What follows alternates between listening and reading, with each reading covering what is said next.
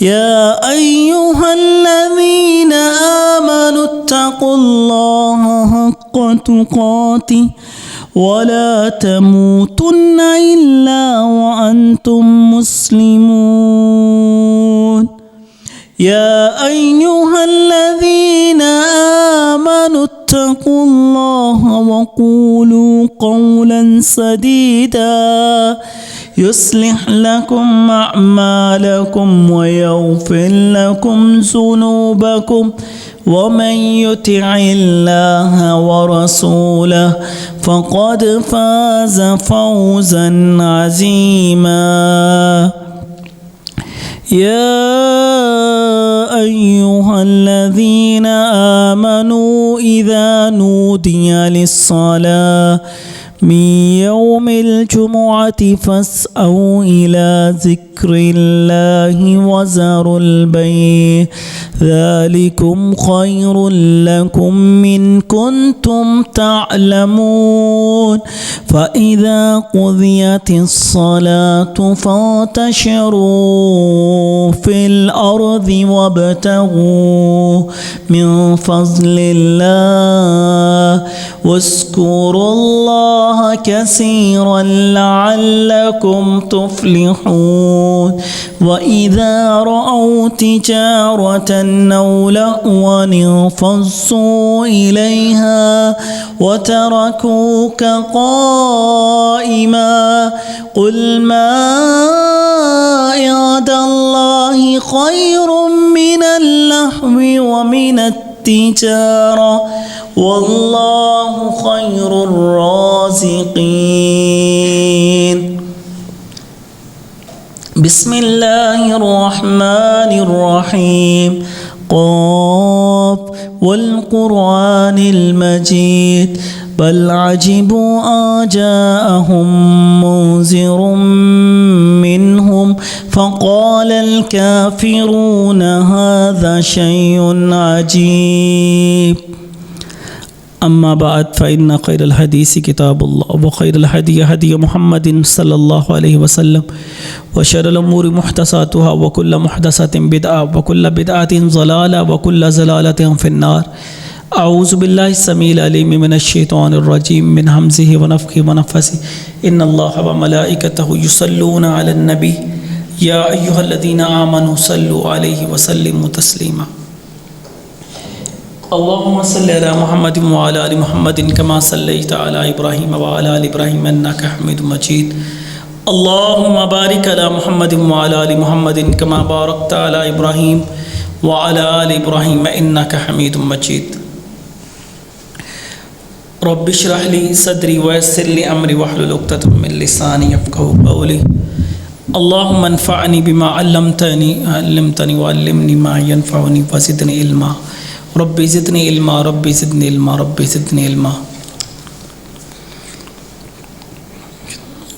أعوذ بالله من الشيطان الرجيم بسم الله الرحمن الرحيم قل هو الله أحد الله الصمد لم يلد ولم يولد ولم يكن له كفوا أحد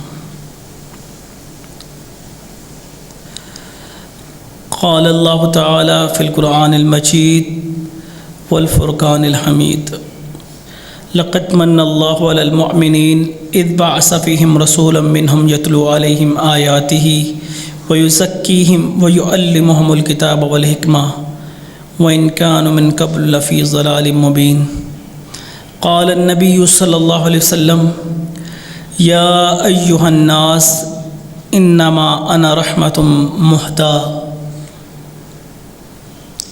صدق الله العظيم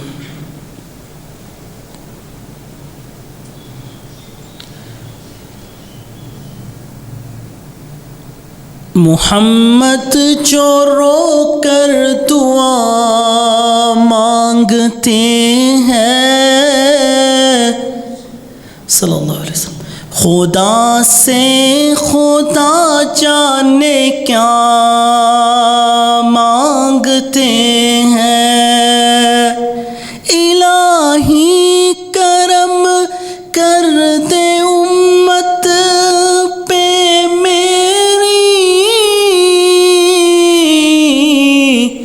الہی کرم کر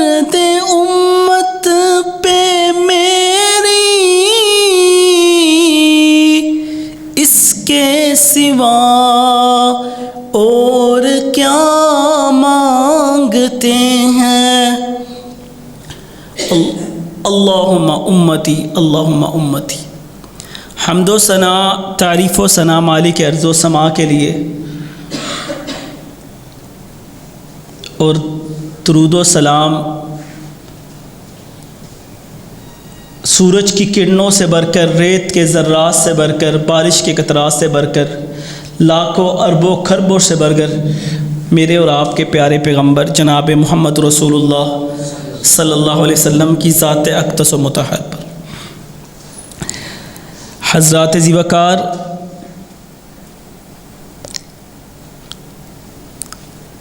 ربیع الاول کا مہینہ شروع ہوا ہے، تو ابھی اسی مہینے کے اندر اللہ کے نبی صلی اللہ علیہ وآلہ وسلم کی پیدائش ہوئی تھی، اور اسی مہینے کے اندر اللہ کے نبی صلی اللہ علیہ وسلم کی وفات ہوئی تھی۔ جو اسلامی طریق سے اگر دیکھا جائے تو زیادہ جہاں علماء کا اجماع ہے وہ بات یہ ہے کہ اللہ کے نبی صلی اللہ علیہ وسلم کی پیدائش 9 ربیع الاول کو ہوئی تھی، لیکن اکثر یہاں یہ بھی لوگ کہتے ہیں 12 ربیع الاول کو پیدائش، 12 کو وفات۔ لیکن ابھی جو نئی کتابیں بچوں کو ابھی پڑھائی جاتی ہیں نصاب کے اندر، جس میں اسلامی کتابیں ہوتی ہیں، جس میں اللہ کے نبی صلی اللہ علیہ وسلم کی پیدائش کے بارے میں بتایا جاتا ہے نا، اس میں پہلے یہ آتا تھا جب ہم چھوٹے تھے، ہم نے پڑھا تھا 9 ربیع الاول، لیکن اب اس میں بھی 12 ربیع الاول کر دیا ہے، لیکن زیادہ جو ہے وہ 9 ربیع الاول ہے، اور جو آپ کی وفات ہے وہ سب کو پتہ ہے کہ 12 ربیع الاول کو ہوئی تھی۔ لیکن اگر ان چیزوں کو چھوڑ کے ہم یہ دیکھا جائے کہ اللہ کے نبی صلی اللہ علیہ وسلم نے خود کیا فرمایا، اللہ کے نبی صلی اللہ علیہ وسلم سوار اور جمعرات کا روزہ رکھا کرتے تھے، اور آپ علیہ الصلوۃ والسلام فرماتے ہیں کہ میں سوار کا اس لیے روزہ رکھتا ہوں کہ ایک تو سوار جمعرات کو اللہ تعالیٰ کے آگے اعمال پیش کیے جاتے ہیں، تو میں چاہتا ہوں میرے جب اعمال پیش کیے جائیں تو وہ روزے کی حالت کے اندر، اور دوسری بات آپ نے فرمایا سوموار کو میری پیدائش کا دن ہے، تو ہمارے لیے راجح یہ ہے کہ ہم سوار کے روزے کو یہ سمجھیں، اور جو اگر ہمیں زیادہ محبت ہے تو ہم پھر سوار کا روزہ بھی رکھیں، یہ ہمارا فرض بنتا ہے، لیکن نفلی عبادت ہے، اللہ کے نبی صلی اللہ علیہ وسلم نے ہم پہ سختی نہیں کی۔ انشاءاللہ آج یہی موضوع میں بیان کریں گے۔ اللہ تعالیٰ نے آپ علیہ الصلوۃ والسلام کی شان اور مقام کے لحاظ سے، جس کو سیرت نگاروں نے آپ علیہ الصلوۃ والسلام کی سیرت کو،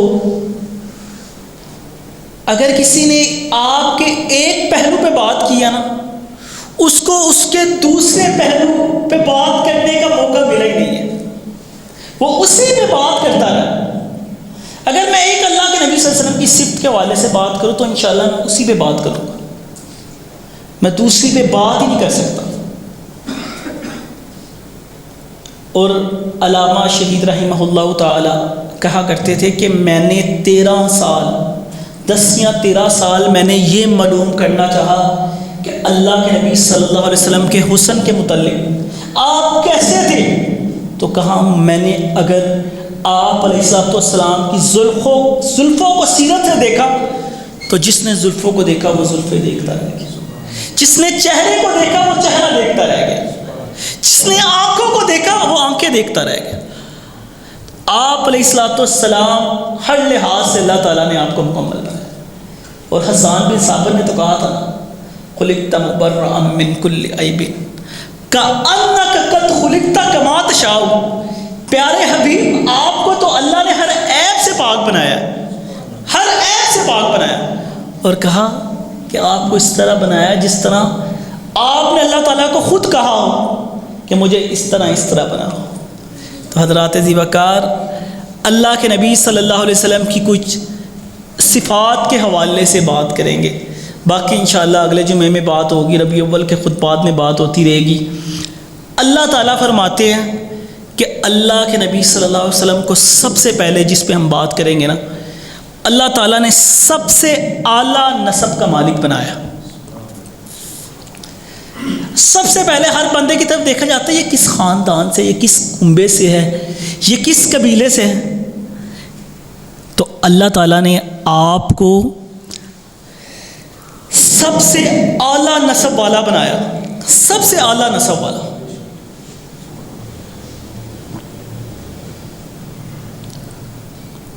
اللہ کے نبی صلی اللہ علیہ وسلم کی حدیث جو صحیح مسلم کے اندر ہے کہ آپ علیہ السلام نے فرمایا کہ اللہ تعالیٰ نے اسماعیل علیہ السلام کی اولاد میں سے کنانا کو چن لیا، کنانا کی اولاد میں سے قریش کو چن لیا، اور قریش میں سے بنو ہاشم کو چنا، اور بنو ہاشم میں سے اللہ نے مجھے منتخب کیا۔ اور وہ میں اکثر بیان کرتا ہوں، چلے اب موضوع بھی ہے تو اس حوالے سے پھر بتا دیتا ہوں کہ اللہ کے نبی صلی اللہ علیہ وسلم کا جو حسب نسب ہے، جو بنو ہاشم ہے، وہ کیوں بنو ہاشم کہا جاتا ہے؟ ہاشم کے نام سے جانا جاتا ہے۔ اللہ کے نبی صلی اللہ علیہ وسلم کے پردادا جن کو ہاشم کہا جاتا ہے، جو سرید لوگوں کو، غربت میں لوگ جو ڈوبے ہوئے تھے، ان کو شوربے کے اندر روٹیاں ڈبو ڈبو کو کھلاتے تھے، اللہ کے نبی صلی اللہ علیہ وسلم کے پردادا۔ تو لوگوں کو یہ کھانا کھلانے والے کون تھے؟ اللہ کے نبی صلی اللہ علیہ وسلم کا کنبہ قبیلہ، جس نسب سے، جس سے اللہ کے نبی صلی اللہ علیہ وسلم تعلق رکھتے ہیں، یہ وہ قبیلہ، یہ وہ معاشرہ، یہ وہ خاندان جو عرب کے خاندانوں میں سب سے اعلیٰ خاندان، جو حضرت اسماعیل علیہ السلام کی اولاد، جو حضرت ابراہیم علیہ السلام کی اولاد۔ اللہ نے دیکھا، اور جب ابو سفیان جب ہرقل کے پاس گیا، جو روم کا بادشاہ تھا، اس کے بعد جب گیا ابو سفیان سے، اس نے پوچھا کہ ابو سفیان وہ بتاؤ، یہ جو نبی کی گواہی لے کے آئے ہیں نا مسلمان، ایک طرف سے ایک طرف ابو سفیان تھا، تم بتاؤ ان میں سے کیا وہ حسب نسب میں کیسا ہے؟ وہ جو نبی آخری جس نے نبوت کا دعویٰ کیا، حسب نسب میں کیسا ہے؟ تو ابو سفیان نے کہا وہ ہم میں سے سب سے اعلیٰ نسب میں سے، سب سے اعلیٰ نسب والا ہے۔ تو اس نے کیا کہا تھا بادشاہ نے؟ کہتا ہے کہ جتنے بھی نبی آئے ہیں نا، سارے نبی اعلیٰ نسب سے ہی ہیں، کہ اللہ تعالیٰ نے جن کو نبوت دی نا، ان کو اعلیٰ نسب میں سے اللہ تعالیٰ نے نبوت دی ہے۔ تو نسب میں اللہ تعالیٰ نے سب سے اعلیٰ اپنے پیغمبر صلی اللہ علیہ وسلم کا بنایا، اور اس کے بعد اللہ تعالیٰ فرماتا ہے کہ میں نے آپ کے لیے رحمت بنا کے بھیج دیا، یعنی کہ میں نے اپنے پیغمبر کو بھیج کے انسانیت پر احسان عظیم کر دیا۔ وہ کیسے؟ وہ بھی آپ نے قرآن کی آیت آلریڈی سنی ہے، جو اکثر خطبات میں شروع میں ہم بیان کرتے ہیں۔ اللہ تعالیٰ فرماتے ہیں لَقَدْ مَنَّ اللَّهُ عَلَى الْمُؤْمِنِينَ إِذْ بَعَثَ فِيهِمْ رَسُولًا مِّنْهُمْ يَتْلُو عَلَيْهِمْ آيَاتِهِ وَيُزَكِّيهِمْ وَيُعَلِّمُهُمُ الْكِتَابَ وَالْحِكْمَةَ۔ اللہ تعالیٰ کہتے ہیں کہ لوگوں، میں نے تم پر احسان کر دیا۔ اللہ تم نے ہم پہ کیا احسان کیا؟ اللہ کہتا ہے لَقَدْ مَنَّ اللَّهُ عَلَى الْمُؤْمِنِينَ إِذْ بَعَثَ فِيهِمْ رَسُولًا مِّنْهُمْ يَتْلُو عَلَيْهِمْ آيَاتِهِ۔ اللہ تم نے ہم پہ کیا احسان کیا؟ اللہ ہمیں تم نے انسان بنایا ہے، اللہ تم نے ہمیں اشرف المخلوقات بنایا، ہمیں جنوں میں سے نہیں بنایا تم نے، اللہ تم نے ہمیں فرشتوں میں بھی بنایا جو نوری مخلوق ہے، اللہ تم نے ہمیں وہ مخلوق بنایا جس کے بارے میں تم نے کہا لقد خلقنا الانسان فی احسن تقویم، سب سے اشرف المخلوقات۔ اللہ یہ طرح کتنا ہم پہ احسان ہے، ہمیں بلڈنگیں دے دی، ہمیں گاڑیاں دے دی، ہمیں پیسہ دے دیا، ہمیں دولت دے دی، ہمیں تم نے دنیا میں طرح طرح کی نعمتیں دے دی۔ اللہ تم نے ہم پہ کیا کر دیا؟ احسان کر دیا۔ لیکن اللہ تعالیٰ کیا کہتے ہیں؟ اللہ کہتے ہیں میں نے یہ احسان نہیں تم پہ کیا۔ اللہ پھر احسان کیا ہوتا ہے؟ یا منان یا بدیع السماوات والارض، احسان کرنے والے، احسان کیا ہوتا ہے؟ اللہ کہتے ہیں میں نے تمہیں امت محمد میں صلی اللہ علیہ وسلم پیدا کر کے نا تم پہ احسان کر دیا۔ اور اگر دوسری امتوں پہ دیکھیں نا تو ان پہ بڑی سختیاں تھیں.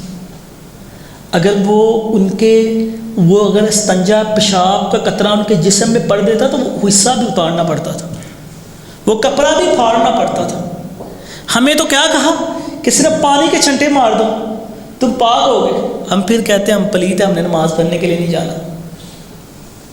پلیت ہی پھر رہے ہو, ہمارے کپڑے نہیں صاف ہیں. اللہ نے تو ہمیں ان چکروں میں ڈالا ہی نہیں امت محمدیہ کو. یہ تو ہمارے لیے بڑی ایزی اور بڑی سہولتیں ہیں جو انشاءاللہ ابھی آگے بیان کی جائیں گی. اللہ تعالیٰ فرماتے ہیں کہ نبی کریم صلی اللہ علیہ وآلہ وسلم کی جب بعثت ہوئی, جب آپ آئے تو اس وقت کیا حالات تھے لوگوں کے. عرب کے لوگ کوئی کسی کو قتل کر رہا ہے, کوئی کسی پہ چھریاں چلا رہا ہے. قتل عام تھا, خون کے بات پہ تلواریں نکل آتی, خون کی ندیاں بہہ جاتی تھی. اوکاس کا بازار ہر وقت گرم رہتا تھا لڑائی کی وجہ سے, جھگڑے کی وجہ سے. لوگ ایک دوسرے کے دشمن تھے, اور عورتوں کے ساتھ تو سب کو پتہ کتنا برا سلوک ہوتا تھا, زندہ دفن کر دیا جاتا تھا. لیکن اللہ کہتا ہے وَمَا أَرْسَلْنَاكَ إِلَّا رَحْمَةً لِّلْعَالَمِينَ, کہ میں نے دونوں جہانوں کے لیے رحمت للعالمین بنا کے بھیجا. کیسے؟ جو پہلی آیت پر یہ فرمایا ہوا إِن كَانُوا مِن قَبْلُ لَفِي ضَلَالٍ مُبِينٍ. آپ کے آنے سے پہلے لوگ کیا کرتے تھے؟ وَإِن كَانُوا مِن قَبْلُ لَفِي ضَلَالٍ مُبِينٍ. لوگ کھلی گمراہی کے اندر تھے, لوگ دشمن تھے. بچوں کو خود اپنے ہاتھوں سے دفن کرتے تھے, رحم نہیں تھا آتا دل کے اندر. لیکن اللہ کے نبی صلی اللہ علیہ وسلم کے آنے کی وجہ سے اللہ تعالیٰ نے ایسا رحمت کر دیا کہ اللہ فرماتے وَمَا أَرْسَلْنَاكَ, دونوں جہانوں کے لیے میں نے کیا بنا کے بھیجا ہے؟ میں نے رحمت للعالمین بنا کے بھیجا ہے. اور اللہ کے نبی صلی اللہ علیہ وسلم خود فرمایا کرتے تھے, جو حضرت ابو ہریرہ نے روایت کیا, فرمایا یا ایھا الناس انما انا رحمت مہدا, میں رحمت ہوں, بے شک اللہ تعالیٰ نے مجھے بطور تحفہ تمہیں دیا. اللہ تعالیٰ نے ہمیں ایک گفٹ دے دیا. اللہ تعالیٰ نے اس سے بڑھ کر کیا ہو سکتا ہے؟ اللہ کہتا ہے کہ میں نے تم پہ احسان کر دیا. اللہ کے نبی اپنے زبان مبارک سے خود فرما رہے ہیں کہ میں تمہارے لیے اللہ تعالیٰ نے بطور ہدیہ ہوں. کہ اللہ کے نبی صلی اللہ علیہ وسلم کو اللہ تعالیٰ نے بھیجا تو زمین کے اندر سے گمراہیاں ختم ہو گئی, زمین کے اندر سے جہالتیں ختم ہو گئی. اللہ نے سرزمین کو, مکہ کی سرزمین کو اللہ تعالیٰ نے پرامن بنا دیا. امن کا گہوارہ پوری دنیا کو بنا دیا آپ کے آنے کی وجہ سے.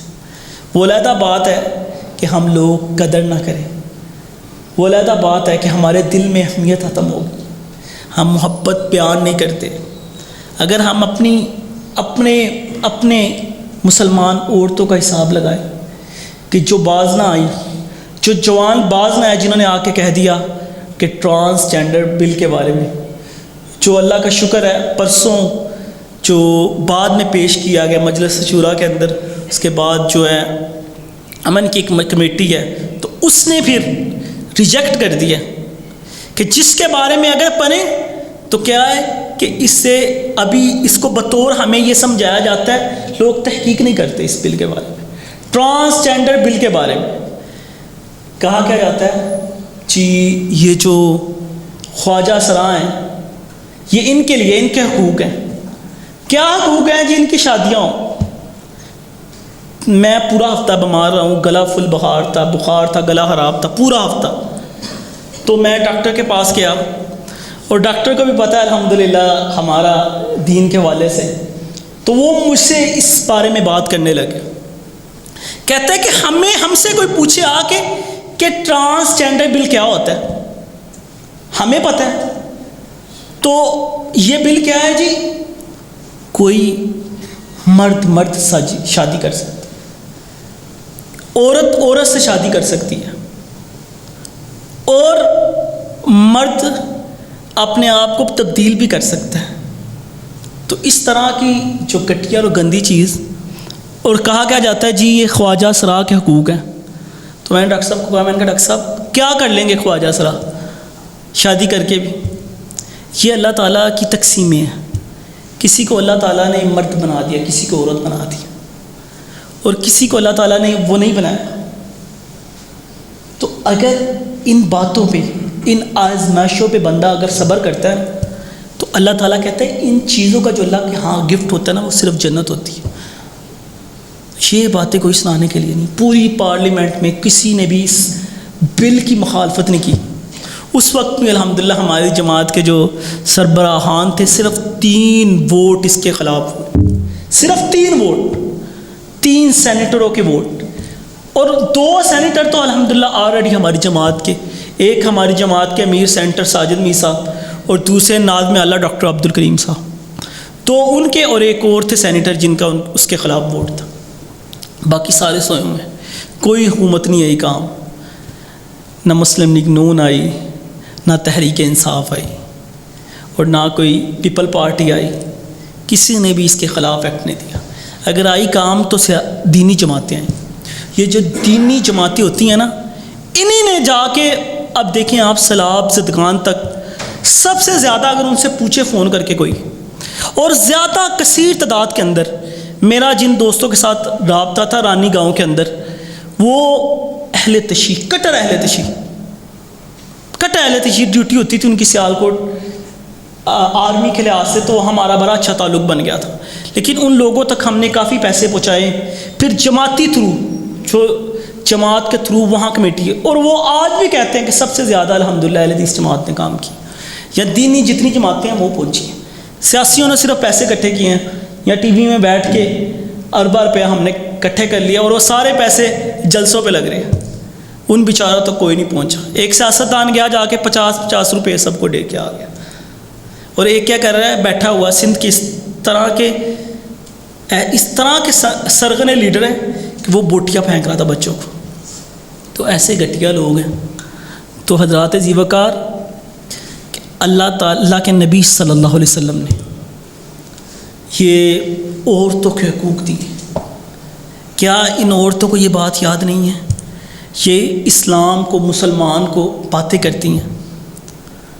ان کو وہ بھی یاد ہونا چاہیے کہ آج سے 100 سال پہلے جب جنگ عظیم ہوئی، ان میں جب ایک عورت کا کردار تھا، اس کو فرانس اور جرمنی کے اندر زندہ جلا دیا گیا تھا عیسائیوں نے. ان کے نزدیک عورت کی کیا اہمیت ہے اور ہمارے نزدیک عورت کی کیا اہمیت ہے؟ اللہ کے نبی صلی اللہ علیہ وسلم نے کہا نہیں، صرف عورت کی اہمیت کتنی بنائی؟ فرمایا یہ تمہاری وراثت میں بھی حقدار ہوگی. باپ کی وراثت کی حقدار اس کی بیٹی ہے. اس کا مطلب یہ نہیں ہے کہ اس کو دوسرے گھر میں بیاہ دیا جائے، لیکن وہ اپنے باپ کی جائیداد کی بھی حقدار ہے. یہ عورت کے حقوق اللہ کے نبی صلی اللہ علیہ وسلم نے، اور یہی قرآن کی آیت کا مطلب ہے کہ وَمَا أَرْسَلْنَاكَ إِلَّا رَحْمَةً لِّلْعَالَمِينَ. پڑھنی سب کو آتی ہے، آسان ہے، لیکن ہم اس کی تفسیر کی طرف جاتے نہیں ہیں کہ وَمَا أَرْسَلْنَاكَ إِلَّا رَحْمَةً لِّلْعَالَمِينَ، تمام جہانوں کے لیے رحمت للعالمین بن چکے ہیں. یہ اگر سب کو کوئی سہولیات مل رہی ہیں نا، تو یہ اللہ کے نبی صلی اللہ علیہ وسلم کے آنے کی وجہ سے مل رہی. وگرنہ لوگوں نے تو برا حال کر دیا تھا، کسی کی کوئی اہمیت نہیں تھی. بچوں کے ادب بتائے، بڑوں کے ادب سکھائے. تو میں بڑوں کا ادب کرنا، بڑوں کا احترام کرنا، ادب کرنا، چھوٹے پہ شفقت کرنا. ابھی آخر میں یہ حدیثیں انشاءاللہ 3 بیان کرنی ہے اس حوالے سے. تو اللہ کے نبی صلی اللہ علیہ وسلم کیا ہمارے لیے رحمت للعالمین بن کے آئے، اور ہمیں اس چیز کی قدر کرنی چاہیے. ہم اللہ کے نبی فرماتے ہیں کہ میں تمہارے لیے بطور ایک ہدیہ ہوں. ایک اللہ نے گفٹ، الحمدللہ اللہ کا ہم پہ احسان کہ ہمیں امت محمدیہ میں پیدا کیا. پتہ لگ جاتا اگر کسی اور نبی کی امت میں آپ پیدا ہوتے جن کا جو حال ہوا. ہمارے لیے تو توبہ کرنا تو مشکل ہی نہیں ہے. اللہ کہتا ہے صرف ایک دفعہ آدھا، ایک چھوٹا سا آنسو بہا دے، تیرے سارے گناہ معاف کر دوں گا. ایک چھوٹا سا آنسو اللہ تعالیٰ مانگتے ہیں، ایک چھوٹا سا آنسو. فرمایا مکھی کے خون کے جتنا اگر اللہ کے ڈر کی وجہ سے تیری آنکھ سے آنسو نکل جاتا ہے نا، تو اللہ تعالیٰ تیرے سارے گناہ معاف کر دے۔ آگے اللہ فرماتے ہیں کہ ہم نے اس پیغمبر کو جو آخری نبی ہیں، ہم نے ان کو کیا بنا کے بھیجا ہے؟ روشن چراغ بنا کے بھیجا۔ یا ایھا النبی انا ارسلناک شاہدا ومبشرا ونذیرا وداعیا الی اللہ باذنہ وسراجا منیرا۔ اللہ کہتا ہے نبی ہم نے آپ کو انا ارسلناک شاہدا، گواہی دینے والا، بشیرا بشارت دینے والا، خوشخبری دینے والا، اور اس کے ساتھ ساتھ ونذیرا اور ڈرانے والا بھی بنا کے بھیجا۔ لوگوں کو خوشخبریاں سناؤ پہلے، اور لوگوں کو اللہ کے بارے میں ڈراؤ بھی۔ اور آگے فرمایا وہ داعیا الی اللہ، دائی بنا کے بھیجا اللہ کے لیے، الی اللہ باذنہ وسراجا منیرا۔ اور آپ کو ہم نے کیا بنا کے بھیجا ہے؟ روشن چراغ بنا کے بھیجا ہے، روشن چراغ۔ اسی طرح تو اللہ تعالیٰ نے آپ کی وجہ سے کفر اور شرک کی طریقوں کو دور کر دیا تھا۔ اس وقت آپ تو کھلے چراغ تھے نا، لوگ شرک کو بدعت کرتے تھے، لیکن اللہ کے نبی صلی اللہ علیہ وسلم نے شرک کا بائیکاٹ کیا۔ اللہ کے نبی وہاں سے چھوڑ کے چلے گئے، اور اللہ کے نبی صلی اللہ علیہ وسلم کو جنہوں نے مانا، آپ فرماتے ہیں کہ عمر جس گلی سے تو گزرتا ہے شیطان بھی وہ گلی چھوڑ کے بھاگ جاتا ہے۔ یہ شیطان بھاگ گئے تھے، یہ شرک و بدعت کا نام ختم ہو گیا تھا۔ اور اب بھی دیکھ لیں کہ جس جگہ میں، جس چوک میں، جس چوراہے میں حضرت عمر رضی اللہ تعالیٰ عنہ کا نام ہو، وہاں سے شیطان گزرتا ہی نہیں۔ وہ کہتا ہے ہم نے اپنا روٹ ہی چینج کر لینا ہے، تو یا عمر کا نام اتارو۔ تو حضرات ذی وقار، اللہ نے کیا کہا ہے کہ ہم نے آپ کے آنے کی وجہ سے آپ کو کیا بنا کے بھیجا؟ روشن چراغ بنا کے بھیجا۔ اور آگے اللہ تعالیٰ کیا فرماتے ہیں؟ مشفق و مہربان، مشفق اور مہربان آپ کو ہم نے بنا کے بھیجا ہے۔ لقد جاءکم رسول من انفسکم عزیز علیہ ما عنتم حریص علیکم بالمؤمنین رؤوف الرحیم۔ چار چیزیں بیان کرتی، چار عظیم صفتیں اللہ کے نبی صلی اللہ علیہ وسلم کی بیان کرتی۔ فرمایا سب سے پہلی صفت وہ تھی، فرمایا کہ ہم نے آپ کو کیا بنا کے بھیجا ہے؟ رسول من انفسکم عزیز علیہ ما عنتم حریص علیکم بالمؤمنین رؤوف الرحیم۔ ہم نے آپ کو بشر بنا کے بھیجا ہے۔ کل انما، سورۃ کہف کی آخری آیت 16ویں پارے کے اندر، کل انما انا بشر مثلکم یوحی الی انما الہکم الہ واحد۔ اے نبی ہم نے آپ کو بشر بنا کے بھیجا۔ اب یہ بھی جھگڑا آج حل کر دیتے ہیں لوگ، کیا کہتے ہیں؟ جی اللہ کے نبی صلی اللہ علیہ وسلم نور ہے، تو اللہ کے نبی صلی اللہ علیہ وسلم نور ہے، لیکن نور ہدایت ہے، کھلی روشنی جس طرح بتایا، اللہ کے کھلا چراغ، روشن چراغ بنا کے بھیجا۔ لیکن اگر اسے یہ سمجھنا کہ اللہ کے نبی صلی اللہ علیہ وسلم وہ والا نور ہے جو اللہ تعالیٰ بذات خود اللہ تعالیٰ کا نور ہے، تو یہ نعوذ باللہ معاذ اللہ شرک و بدعت ہے۔ اور اگر یہ سمجھنا کہ نعوذ باللہ معاذ اللہ اللہ کے نبی فرشتوں والا نور ہے، تو اللہ کہتا ہے فرشتوں سے بھی میں نے انسانوں کو بنا کے بھیجا۔ تو اللہ کے نبی صلی اللہ علیہ وسلم کیا فرماتے ہیں؟ قل سبحان ربی هل کنت، اللہ قرآن میں کہتا ہے هل کنت الا بشر الرسول، کہ اللہ تعالیٰ پاک، اللہ تعالیٰ نے آپ کو کیا بنا کے بھیجا؟ بشر، آپ کو انسان بنا کے بھیجا۔ اور ایک اللہ کے نبی صلی اللہ علیہ وسلم فرمانے کہ میں تمہاری طرح انسان ہوں، لیکن اس سے مراد کیا ہے کہ اللہ کے نبی صلی اللہ علیہ وسلم فرماتے ہیں یہ اللہ کے نبی صلی اللہ علیہ وسلم کی عاجزی ہے۔ ہم نہیں کہتے نعوذ باللہ معاذ اللہ ہماری طرح، ہم تو ان جیسے ہو ہی نہیں سکتے، ہم تو اللہ نے کہا کوئی نبی بھی ان جیسا نہیں ہے جتنا اعلیٰ میں نے ان کو بنایا۔ لیکن یہ اللہ کے نبی صلی اللہ علیہ وسلم کی عاجزی، محبت، سادگی، کہ آپ خود فرما رہے ہیں کہ میں آپ کی طرح انسان ہوں، آپ خود فرما رہے ہیں، لیکن لوگ کہتے ہیں نہیں جی، انہوں نے کہا یہ اپنے بھائیوں کے بارے میں اللہ کے نبی صلی اللہ علیہ وسلم کو فرماتے ہیں نعوذ باللہ معاذ اللہ بڑے بھائی ہیں۔ تو یہ سب سے بڑی بری اور غلط بات اور یہ جھوٹا الزام ہے۔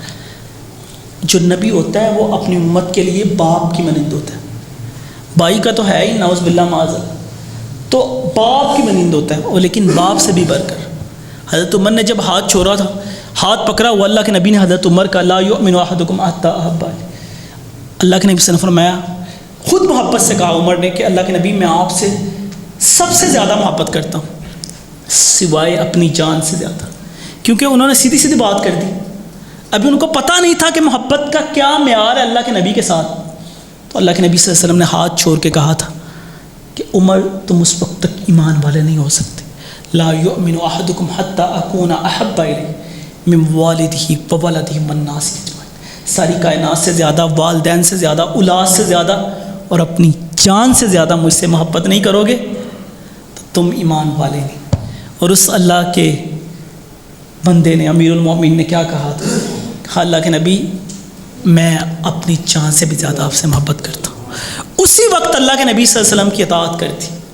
تو حضرات ذی وقار اللہ کے نبی صلی اللہ علیہ وسلم کی اطاعت اسی وقت کی، اور اس کے بعد جو دوسری اللہ تعالیٰ نے صفت بیان کی ہے اس قرآن مجید کی آیت کے اندر، تو اللہ فرماتے ہیں اللہ کے نبی صلی اللہ علیہ وسلم رحم دل اللہ تعالیٰ نے مشفق اور مہربان اس طرح بنایا کہ اللہ کے نبی صلی اللہ علیہ وسلم نماز پڑھا رہے ہیں، نماز پڑھتے ہوئے اللہ کے نبی صلی اللہ علیہ وسلم خود فرماتے ہیں کہ جب میں کسی بچے کی پیچھے سے رونے کی آواز سنتا ہوں تو میں نماز کو جلدی کمپلیٹ کر دیتا ہوں۔ فرمایا کیوں؟ اللہ کے نبی فرماتے ہیں اس لیے کہ مجھے پتہ ہے کہ اس وقت جب بچہ رو رہا ہوتا تو اس کی ماں پریشانی ہوتی، تو میں اس نماز کو لمبا نہیں کرتا۔ تو ایک شخص نے اللہ کے نبی صلی اللہ علیہ وسلم سے پوچھا، اللہ کے نبی ہمارے پاس ہم اپنے اللہ کے نبی صلی اللہ علیہ وسلم کو دیکھ رہے تھے کہ آپ بچوں کو بوسہ دے رہے تھے۔ تو وہ شخص کہنے لگا اللہ کے نبی صلی اللہ علیہ وسلم کو کہ اللہ کے نبی ہم تو اپنے بچوں کو نہیں چوما کرتے۔ تو اللہ کے نبی صلی اللہ علیہ وسلم نے فرمایا کہ اگر تمہارے دل سے اللہ تعالیٰ نے رحم چھین لیا تو پھر میں کیا کر سکتا ہوں؟ اگر تم اپنے بچوں کے لیے رحم نہیں کرتے، اپنے بچوں کو بوسہ نہیں دیتے، اپنے بچوں کو چومتے نہیں، یہ ساری چیزیں ہمیں کس نے سکھائیں؟ یہ ہمیں اللہ کے نبی صلی اللہ علیہ وسلم سکھائیں۔ اور اللہ کہتا ہے میں نے جو تمہارے اندر آپ کے پاس جو نبی بھیجا نا، وہ نسب میں بھی سب سے اعلیٰ ہے، وہ انسانیت کے لیے کیا ہے؟ محسن انسانیت پر۔ اور آگے کیا فرمایا؟ روشن چراغ بنا کے بھیجا کہ انہوں نے بتا دیا ہمیں کفر کیا، شرک کیا، جاہل حق کیا، زہق الباطل کیا، سب کچھ اللہ کے نبی صلی اللہ علیہ وسلم نے سب کی پہچان کر کے رکھ دی۔ اور فرمایا لقد رسول من انفسکم حریص علیکم ما عنتم، کہ اللہ تعالیٰ نے قرآن مجید میں فرمایا کہ ہم نے مشفق و مہربان نبی تم پہ بھیجا۔ تو اللہ تعالیٰ سے دعا ہے کہ اللہ تعالیٰ ہمیں عمل کرنے کی توفیق عطا فرمائے، اور اپنے پیارے پیغمبر جناب محمد رسول اللہ صلی اللہ علیہ وآلہ وسلم کی زندگی کے بارے میں پڑھنا سیکھنا ہمیں سمجھنے کی توفیق عطا فرمائے۔ عبداللہ بن عمر بن عاص رضی اللہ تعالیٰ فرماتے ہیں کہ اللہ کے نبی صلی اللہ علیہ وسلم نے بتایا حضرت ابراہیم کے متعلق کہ انہوں نے اللہ سے دعا کی، ربی انہن اضللن کثیرا من الناس فمن تبعنی فانہ منی ومن عصانی فانک غفور رحیم، کہ اے ہمارے رب انہوں نے بہت سے لوگوں کو راہ سے بھٹکا دیا ہے، بس جس نے میری تابع داری کی نا تو یا اللہ تو ان کو معاف کرنے والا ہے۔ اور اسی طرح آپ فرماتے ہیں کہ حدیث میں فرمایا، عبداللہ بن عمر کہتے ہیں کہ اللہ کے نبی صلی اللہ علیہ وسلم نے حضرت عیسیٰ علیہ السلام کے بارے میں بتایا کہ ان تعذبہم فانہم عبادک وان تغفر لہم فانک انت العزیز الحکیم، کہ اگر اللہ تعالیٰ تو ان کو سزا دے تو یہ تیرے بندے ہیں، لیکن اگر اللہ تو معاف کر دے تو تم معاف تو کرنے والا ہے، تو بڑا مہربان ہے ان کو معاف کر دے۔ آپ فرماتے ہیں میں نے اللہ سے کیا کہا؟ میں نے اللہ کو یہی کہا کہ اللہم امتی اللہم امتی، اے اللہ میری امت، اے اللہ میری امت، اور یہ کہہ رہے ہیں اور ساتھ اللہ کے نبی صلی اللہ علیہ وسلم کے آنسو بہہ رہے ہیں۔ آپ نے رونا شروع کر دیا اور جبرائیل علیہ السلام آئے، اللہ نے بھیجا جبرائیل کو کہ جاؤ پوچھو جا کے میرے محبوب سے کیا بات ہے۔ انہوں نے یہی کہا اللہ مجھے اپنی امت کا فکر ہے، تو دوبارہ جبرائیل علیہ الصلوۃ والسلام اللہ کے پاس پیغام لے کے آئے، تو اللہ نے کہا جا کے کہہ دو۔ اللہ کو تو پہلے بھی پتہ تھا، لیکن اللہ تعالیٰ نے بھیجا جبریل کو، کہا کہ آپ اپنی امت کے بارے میں ہم آپ کو کبھی پریشان نہیں کریں، یہ اللہ تعالیٰ کہتے ہیں۔ لیکن امت کا کیا حق بنتا ہے کہ ہم اپنے نبی صلی اللہ علیہ وسلم کے فرمان کو سینے سے لگائیں، آپ کے فرمان کو لگائیں۔ آپ کا فرمان یہ نہیں ہے کہ ہم سوٹیاں سٹکے لے کے گلے کے اندر بینڈ باجے بجا کے سیال کوٹ کی سڑکوں میں یہ ثابت کر دیں کہ جی ہم نبی کریم صلی اللہ علیہ وسلم کی ولادت کی خوشی منا رہے ہیں، یہ ولادت ہے آپ کی۔ نعوذ باللہ معاذ اللہ کہ جن چیزوں کو سن کے حضرت عبداللہ بن عمر رضی اللہ تعالیٰ عنہ کیا کہتے ہیں کہ انہوں نے ایک دفعہ اپنی کانوں پہ ہاتھ رکھ لی، ایک آواز سنی،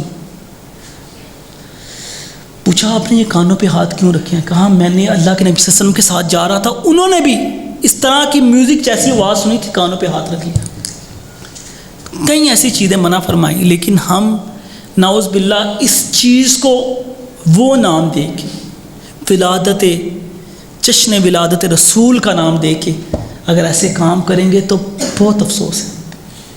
یہ وہ گناہ نہیں ہے جو ایک عام گانے والا گناہ گاتا ہے نا، وہ فحاشی رانی کا گناہ ہوتا ہے، لیکن یہ کام کرنے کا کیا گناہ ہے؟ بدعت۔ اور فرمایا کلو بدعت ضلالہ وکل ضلالۃ فی النار، ہر بدعت کیا ہے؟ گمراہی ہے، اور ہر گمراہی کیا ہے؟ جہنم ہے۔ بدعت کا کوئی یہ نہیں ہے کہ بدعت کی اگر توبہ نہ کی جائے، باز نہ آیا جائے، بدعت کی صرف ایک ہی سزا ہے، جہنم ہے، کہ وہ بندہ شرک و بدعت کرنے والا۔ اور بدعت شرک کو بھی کہتے ہیں، بدعت کرنا یعنی شرک کرنا، تو یہ زیادہ بڑا گناہ ہے۔ اور اللہ کے نبی صلی اللہ علیہ وسلم قیامت والے دن دھکے مار کے ان لوگوں کو اپنے روزے سے واپس بھیجیں گے، صحفن صحفن، دفع ہو جاؤ، کہ جنہوں نے دین کے اندر نئی چیزیں ایجاد کی۔ تو ان کو روکنا ہمارا فرض بنتا ہے، ان کو روکا کریں۔ اللہ سے دعا ہے کہ اللہ تعالی ہمیں عمل کرنے کی توفیق عطا فرمائے۔ سبحان ربک رب العزت عما یصفون وسلام علی المرسلین والحمد للہ رب العالمین۔